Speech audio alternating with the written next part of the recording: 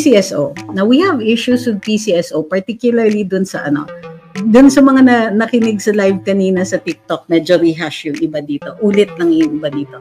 Number one, so the issue was yung mga lumabas, the issues are yung itong mga lumabas sa Senate hearing. So in the Senate hearing, inamin nila na bad editing, but they did so many changes to the picture of the alleged lotto winner receiving the check to protect her identity. Ito yung tanong, bakit pa kayo nagpicture? Okay, ano yung purpose ng picture? Ganito yan. Dahil bumababa or para hindi, dati ginagawa na talaga yon para ma-assure yung publiko na mayroon talagang nananalo at mayroon talagang nakakatanggap ng prize.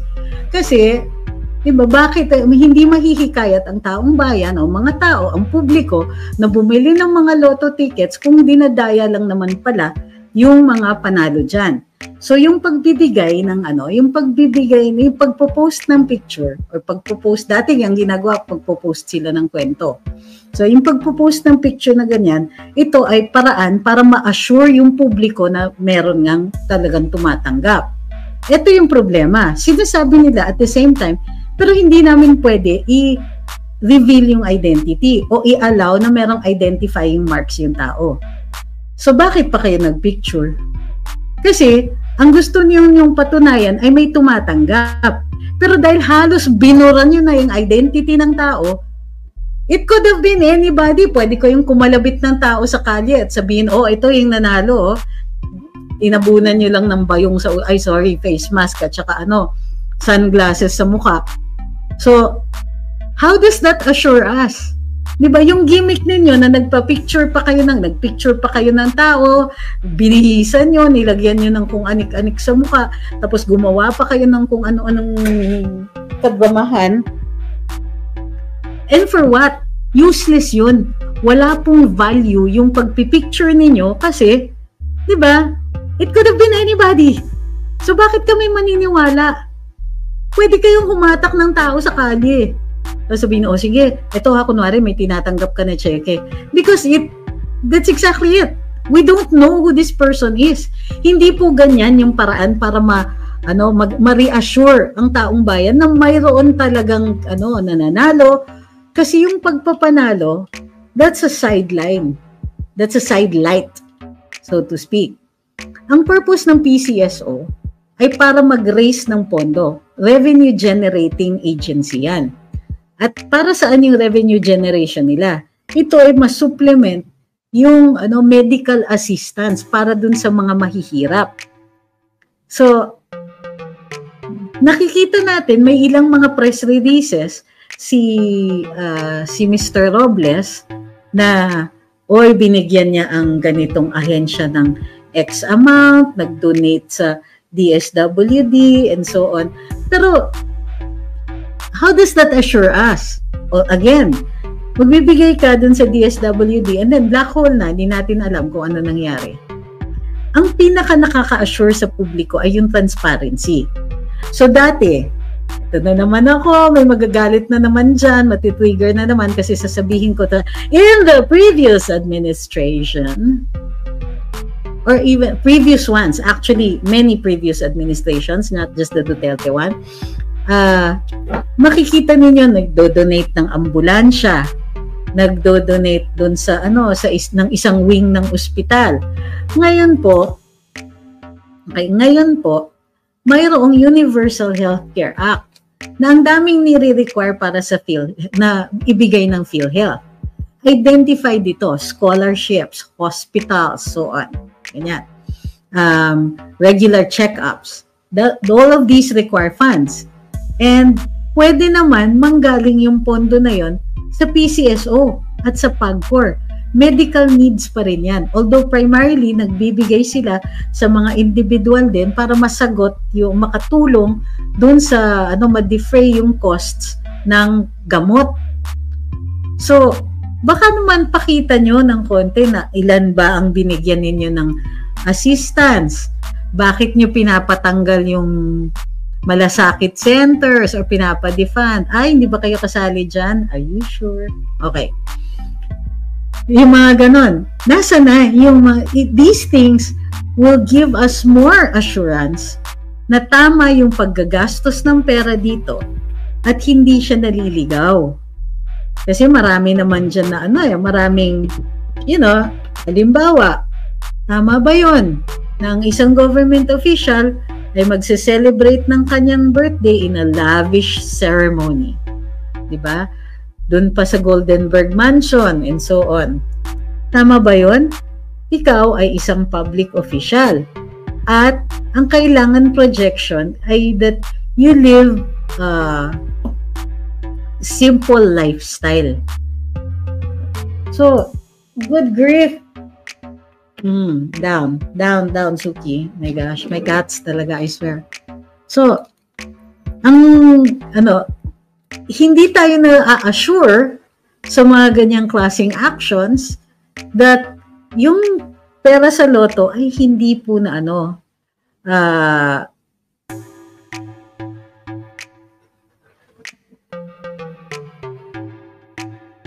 okay, sandali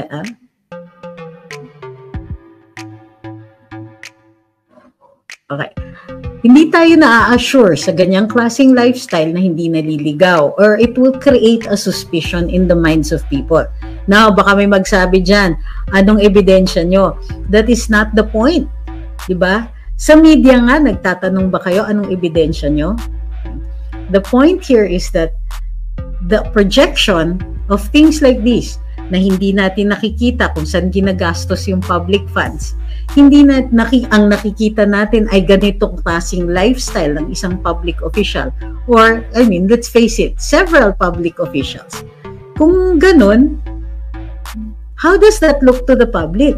Mahalaga po ang sentimiento ng taong bayan. Hindi nyo pwedeng sabihin wala kayong ebidensya, ikaw lang yung nag-iisip niyan, and so on. You don't dismiss public opinion kasi ang public opinion po ang rason kung bakit kayo nakaupo.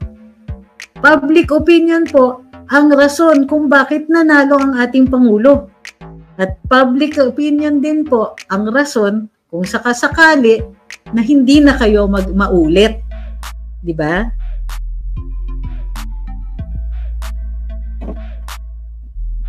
O isa pa yon, sabi ni Victor Chua, di na daw siya tataya ng loto kasi may e-loto na at computer ang kalaban. Meron pang mga ganon, di ba? Yung second issue natin dito sa PCSO ay yung sinasabi nila na may daily losses sila ng $250,000 sa tinatawag na canceled bets. Sa totoo lang, unang-una, it sounds so surreal. Kumbaga, ganong kadalas kayo nakakakita ng canceled bets? Kasi ako, personally, ako mismo tumataya ako occasionally dyan sa loto. And wala akong nakikitang ganon. O maybe that's not enough evidence na hindi ako nakakakita. Pero parang ang sinasabi nila is, dun sa isa daw na agent, merong 14,000 cancellations in 1 month, pero 9,000 lang ang taya. At ano naman yung cancellations na yon? Yung tipong tumaya ka na, pero ayaw mo magbayad, papakancel mo. Sabi ni Mr. Robles, dun daw sa isang agent na yon, ay yung kasama niya pala yung nagsabi, actually hindi po siya nagka-cancel, pero yung mga tipong pinupuno, napipilitan yung agent na sila yung magpuno nung bet na yon kasi hindi binabayaran, at ang tawag nila doon ay canceled bets. Di ba how unusual naman na magka-claim kayo ng losses due to that? Parang ang feeling ko, buksan nyo nga yung libro nyo. Tingnan na natin kung ano yan.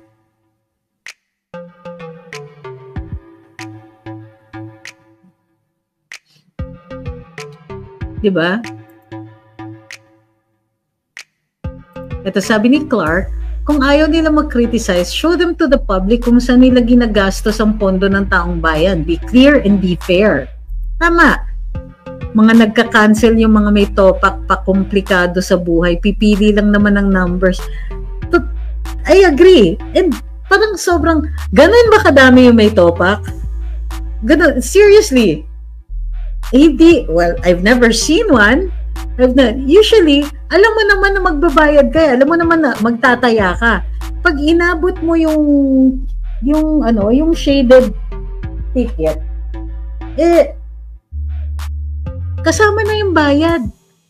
Diba? O kaya sasabihin na, ganito yung, yung cashier, tapos sasabihin, 120 pesos ito.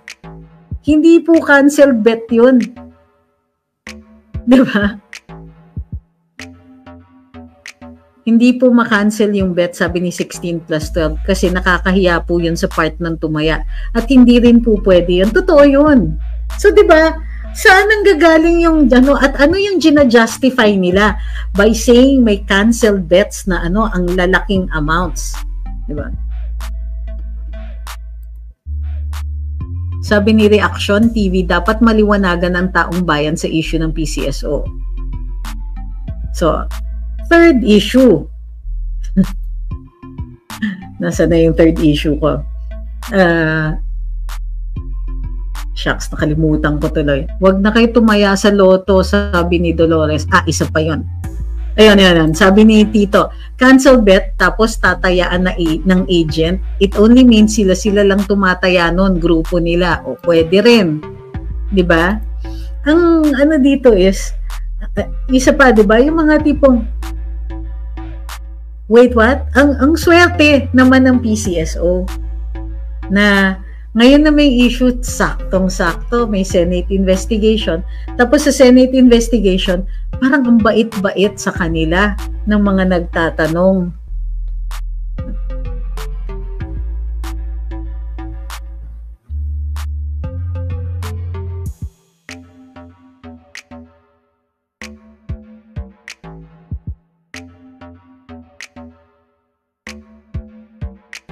Sorry po, nasangga ko yung mouse. Hindi ako nawala.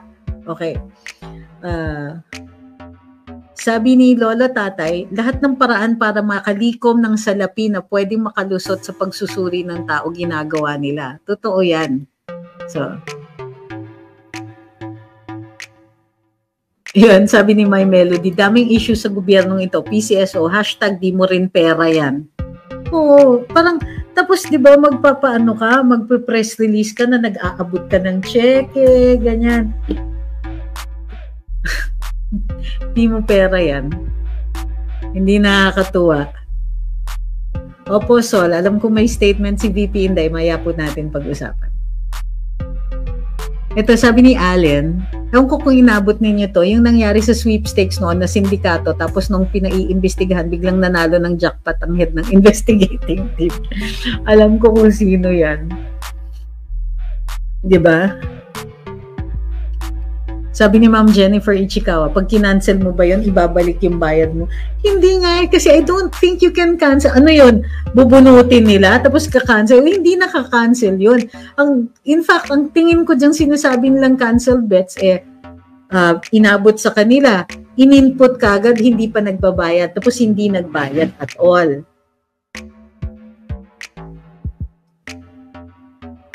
Ito, sabi ni JGF, the biggest question is, paano kung walang may nanalo pero sinabi ng PCSO na may nanalo? Paano malaman ng taong bayan kung meron nga o kung sila lang sa PCSO ang kumukubra? Ina-account.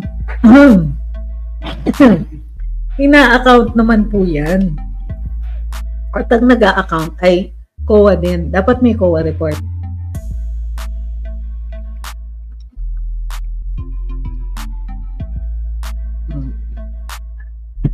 Uy guys, meatball. Sabi ni Mario Belga, di ba isa kang vlogger niyan? Ngayon di ka makamove on kasi wala ka ng pakinabang sa gobyerno. Magkano binabayad mong tax? Compare natin yung tax return mo sa tax return ko. Yan ay kung nagbabayad ka ng tax. Tignan natin kung sino sa atin dalawa ang may pakinabang sa gobyerno. Loko-loko ka. Yeah. I would like to have a battle of wits with you, but you have come unarmed.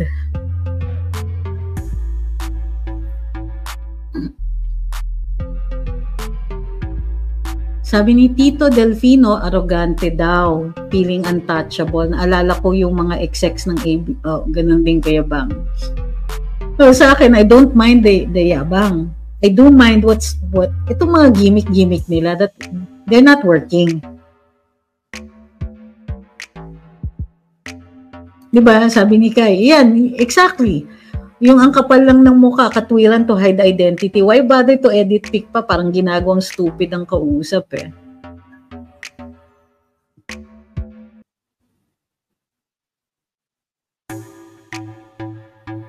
Kung hindi nagbayad ang tumaya at binayaran ng agent, so hindi canceled yun mismo. Ang galing, tama kayo dyan. Kailangan alisin yung pork barrel, kawawa na ang Pinas, binubulsa lang ang pang-infra projects. Well, yung mga ganyan, I need to, dapat may ebidensya tayo kung sasabihin natin yan. Sabi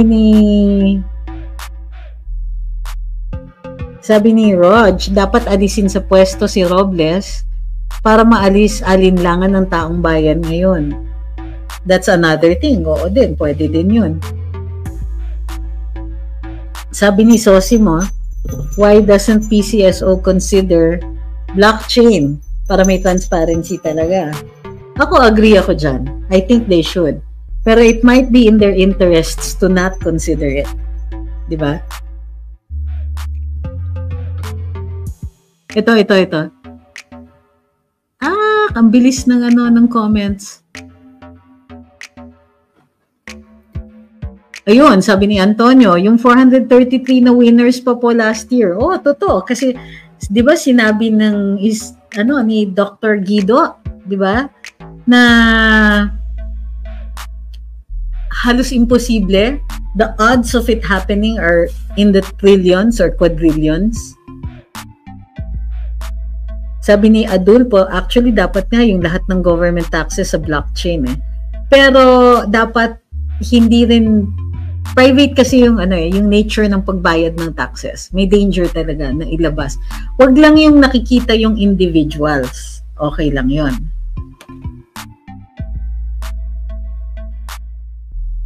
Di po ba sa Pransya bayad muna bago dito po sa Pransya bayad muna bago nila i-validate ang lotto ticket? Kaya di na pwede i-cancel. O, yun na nga eh. Yun din ang pagkaintindi ko eh, di ba? Bibigay mo yung card. Kikwentahin lang yun, hindi yun ipapasok. Tapos, sasabihin sa iyo kung magkano, bibigay mo yung pera.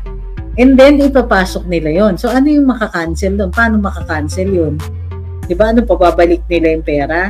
Ang pagkaintindi ko, yung, sinasabi ni Sir Mel, bibigay yung pantaya na ticket tapos i-input na tapos ayaw magbayad. Pwede ba yun? Ginagawa ba yun? Simpleng pagbabago lang ng procedure, maaayos yun.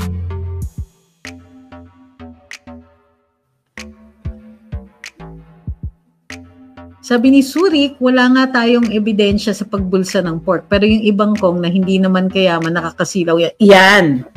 Yan tama yan. I would say that. So, yung mga tipong, wag natin sasabihin na there's a specific, pero pwede yan eh. Pwede kasi mag-lifestyle checks. At pwede din po kasi na merong batas kasi for that. Na kapag ang for feature yan eh.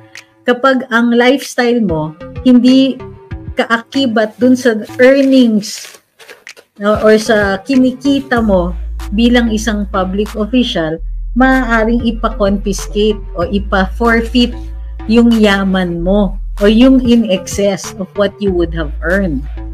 So, merong batas na ganun. May narinig na ba kayong na nayari doon na forfeiture? Hindi, di ba?